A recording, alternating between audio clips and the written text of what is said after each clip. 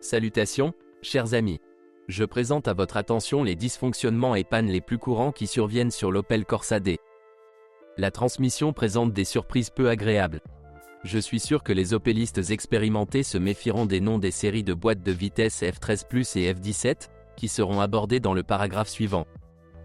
Et une partie importante des voitures à transmission automatique sont équipées d'un simple robot Easytronic basé sur la même transmission manuelle. Mais il y a une agréable surprise pour ceux qui aiment les vraies transmissions automatiques. Avec le moteur de 1,4 litres, ils ont installé le très intelligent et assez fiable AF13, également connu sous le nom d'Aisin 60A40Le. Bien sûr, il ne faut pas s'attendre à une dynamique DSG des 4 étages de cette boîte de vitesse, mais elle est forte. Et c'est extrêmement bon marché à réparer. Il n'y a aucune plainte concernant les joints homocinétiques et les arbres, ils sont fiables et avant un kilométrage de 150 à 200 000, il vous suffit de vérifier l'état des bottes. Les dommages aux arbres sont le plus souvent associés non pas à l'usure, mais à des dommages à la voiture dus aux impacts de la suspension et aux modifications de la géométrie du faux châssis. Mais les transmissions manuelles des séries F13 Plus et F17 présentent plusieurs points faibles. Le problème le plus évident mais mineur pour les propriétaires est l'usure du mécanisme de changement de vitesse. Il est ici avec une barre et est soumis à l'accumulation de contre-coups. Après 5 à 6 ans de fonctionnement, le jeu dans l'articulation du levier et le jeu « hélicoptère » rendent le passage des vitesses peu confortable. Les réparations sont peu coûteuses, le mécanisme peut être remplacé par un mécanisme similaire de Daewoo Nexia, qui est très bon marché. Ou vous pouvez le trier à l'aide de boulons de montage non standard. La perte d'huile à travers les joints d'entraînement et le reniflard du mécanisme de commutation est également un problème typique. Par conséquent, une fois par an, il vaut la peine de vérifier le niveau d'huile, heureusement il y a un bouchon de niveau ici. Parfois, vous devrez changer l'huile, de préférence au moins une fois tous les 40 à 50 000. Cela profitera à la boîte de vitesse, car la saleté s'accumule tout en bas, ce qui aggrave les conditions de fonctionnement du différentiel. Les contaminants solides émiettent ses dents et peuvent provoquer un blocage suivi d'une rupture du corps de la boîte. Le différentiel n'est pas durable, et l'entrée de produits d'usure de la boîte de vitesse dans son bain d'huile ne fait que contribuer au développement de troubles. La conception ne tolère pas les glissements prolongés et les secousses de traction, même l'huile fraîche ne peut pas la sauver. Si vous manquez le moment où le bruit des doigts satellites apparaît, ils souderont et, très probablement, détruiront le corps de la boîte. Lors de l'achat, veillez à vérifier le fonctionnement du différentiel sur l'ascenseur. Pour ce faire, voiture relevée, bloquez une roue avant et faites tourner la seconde à l'aide du moteur, puis coupez le moteur et écoutez les bruits de la boîte de vitesse.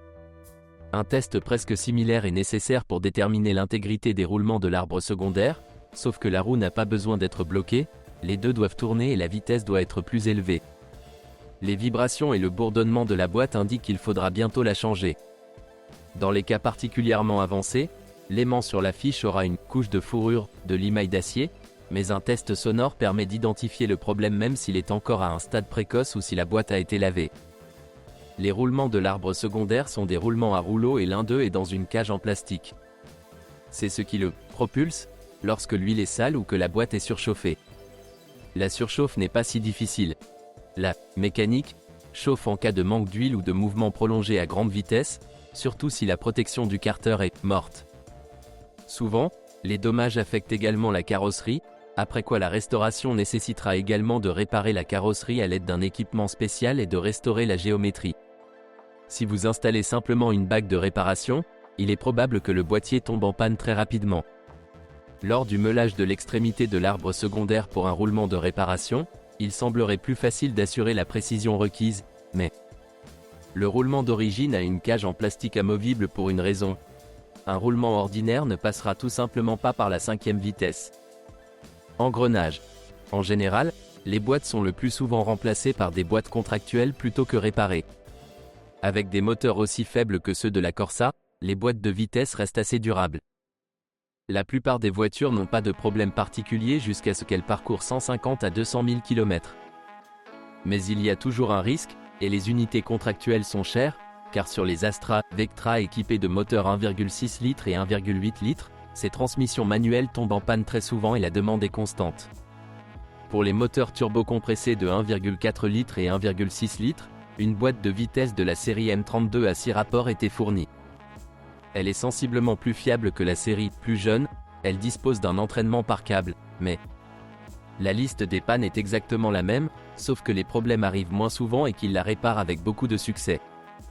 Cependant, compte tenu du style de déplacement des voitures équipées de tels moteurs, les risques sont susceptibles d'augmenter. Et n'oubliez pas le volant bimasse. La pièce coûte très cher. Beaucoup de gens critiquent le débrayage hydraulique Opel, mais en pratique il ne pose pas de problème particulier. La ressource de la butée de débrayage d'origine, combinée au cylindre récepteur d'embrayage en une seule unité, est plus que suffisante, souvent plus longue que la ressource de la transmission manuelle elle-même. S'il est manipulé correctement, l'embrayage parcourra facilement des centaines de milliers de kilomètres. La durée de vie des actionneurs varie d'environ 50 à 60 000 km à 100 et demi. Mais les artisans ont mis en place la restauration depuis longtemps, vous pouvez donc essayer de prendre des risques et vous limiter à un montant nettement inférieur. Avec une procédure d'adaptation du point de préhension rarement réalisée, dans le même temps, la ressource d'embrayage diminue, le fonctionnement de la boîte devient saccadé et les pauses déjà énormes lors des commutations augmentent. L'adaptation doit être effectuée à chaque entretien, c'est-à-dire une fois tous les 10 000 km. Une défaillance de l'unité de contrôle se produit également, mais cette nuisance est classée comme rare. Des difficultés avec le sélecteur, une défaillance de la pédale de frein, grenouille, ou une violation de son réglage surviennent également, mais ce sont des problèmes relativement peu coûteux. Le pire, c'est que cette transmission automatique ne fonctionne pas normalement. En comparaison, le travail du « robot » sur la Lada Vesta n'est qu'un exemple de la façon de configurer ce type d'appareil. Pour des déplacements tranquilles en ville sans montée sérieuse et sur autoroute, la transmission EasyTronic convient, mais elle ne remplace pas complètement la transmission automatique. À propos, il n'y a pas de système pour maintenir la voiture en pente. Pour une voiture avec un robot, c'est un sérieux inconvénient. Vous devrez utiliser le frein à main, comme cela est enseigné en auto-école. La transmission automatique Aisin 60 à 40 le, installée avec des moteurs de 1,4 litres, est une boîte de vitesse assez décente. Dans le cas de la Corsa, c'est presque éternel. Dans tous les cas, il peut facilement parcourir ses 300 000 avec un entretien régulier. Il s'agit d'une version allégée des boîtes de vitesse de la série 50-40-50e-42 le, qui a reçu à juste titre le titre de l'une des boîtes de vitesse à 4 vitesses les plus performantes.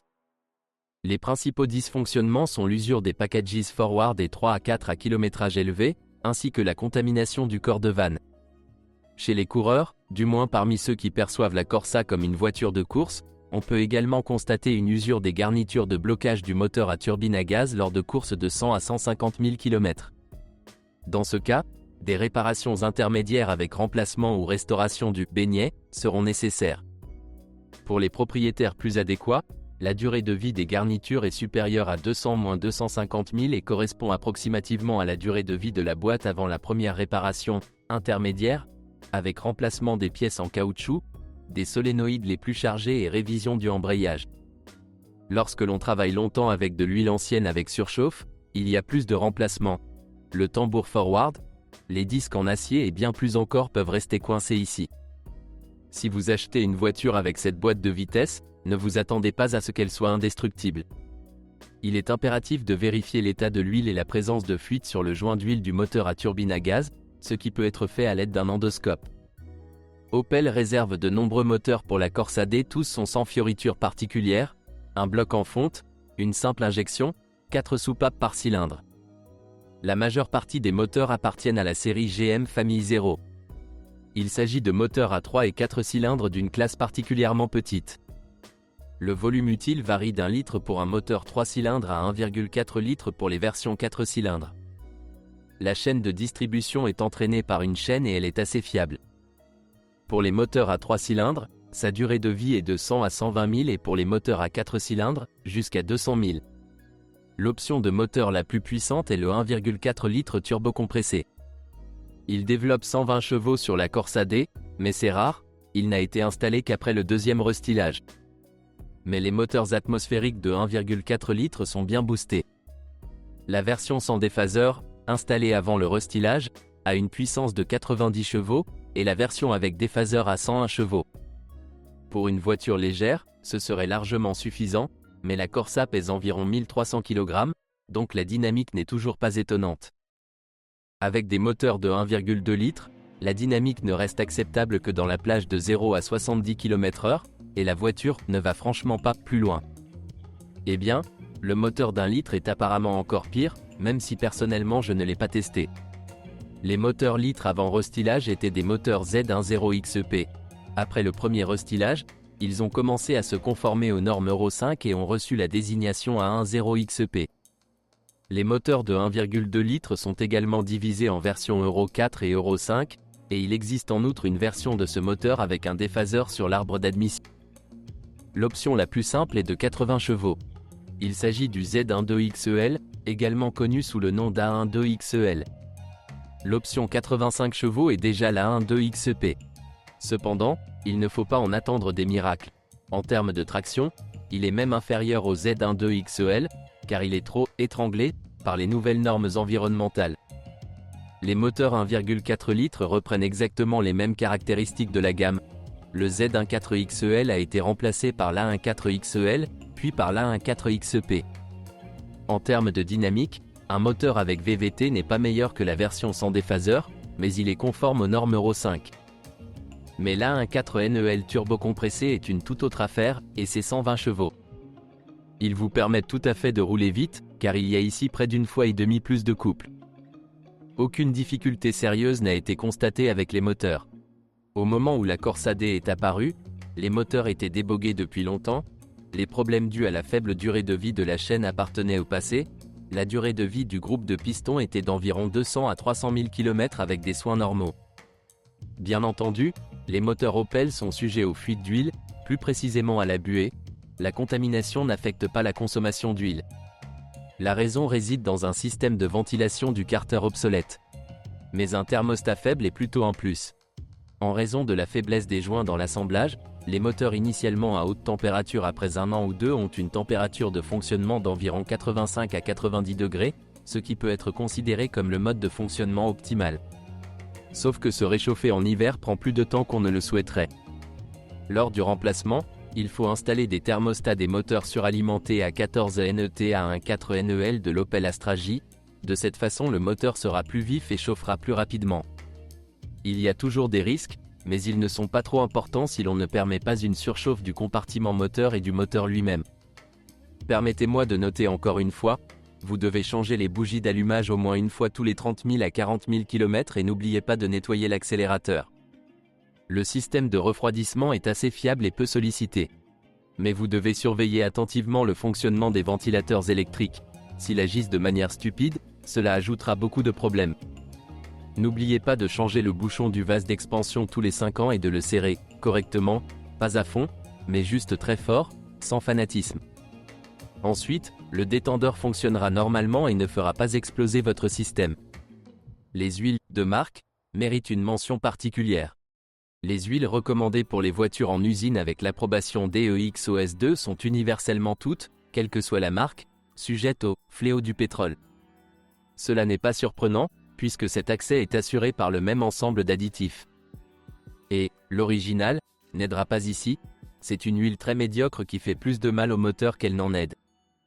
Les seuls avantages que l'on peut noter sont l'absence de tendance à la coquefaction des segments de piston et la fidélité au catalyseur. Le respect de la tolérance sur les machines hors service de garantie n'est non seulement pas nécessaire, mais tout simplement déconseillé. Utilisez des huiles de haute qualité sans piège. Sinon, les moteurs ne sont pas particulièrement exigeants en matière d'huile. Même les moteurs Folk 5 à 40 les aiment et fonctionnent très bien avec eux. Les moteurs turbocompressés de 1,4 litres diffèrent peu de leurs homologues atmosphériques en termes de durée de vie des ressources. Le nombre de problèmes mineurs ne peut être augmenté que par un système d'admission plus complexe et la présence d'une turbine. Comme pour tout moteur suralimenté, les pannes des capteurs et des systèmes de contrôle peuvent endommager le matériel du moteur, vous devez donc les surveiller attentivement. Le moteur 1.6T, également connu sous le nom de Z16LET A16LEL, est complètement différent. Il appartient à la famille de moteurs GM Family 1 dans le deuxième bloc de révision. Dans l'ensemble, il s'agit d'un A16XEP suralimenté, ce qui s'est avéré trop difficile pour l'ancien moteur atmosphérique. Le bloc n'a pas été conçu à l'origine pour une telle puissance, donc parfois des problèmes surviennent avec le refroidissement du quatrième cylindre et la lubrification des quatrièmes roulements de bielle. Lors de l'utilisation d'huile standard à faible viscosité et d'une légère augmentation de la température due à une contamination des radiateurs ou simplement après une longue période de séjour dans les embouteillages, des surprises sont possibles sous forme d'éraflures voire de casse de piston. Malgré le fait que le moteur soit facile à réparer, dispose d'un entraînement par courroie de distribution fiable et de composants bon marché, il ne convient pas pour satisfaire les ambitions sportives sans modification. Les moteurs diesel sont très rares dans notre pays. Ils n'ont pas de problème particulier, si ce n'est qu'il y a beaucoup de plaintes concernant le fonctionnement de l'EGR. Et le moteur 1,7 litres à 8 soupapes est généralement considéré comme l'un des moteurs diesel de petite taille les plus performants en Europe. Ceci conclut les informations sur les problèmes de l'Opel Corsa D. Si vous en savez plus ou n'êtes pas d'accord avec ce que vous avez entendu, je vous attends dans les commentaires.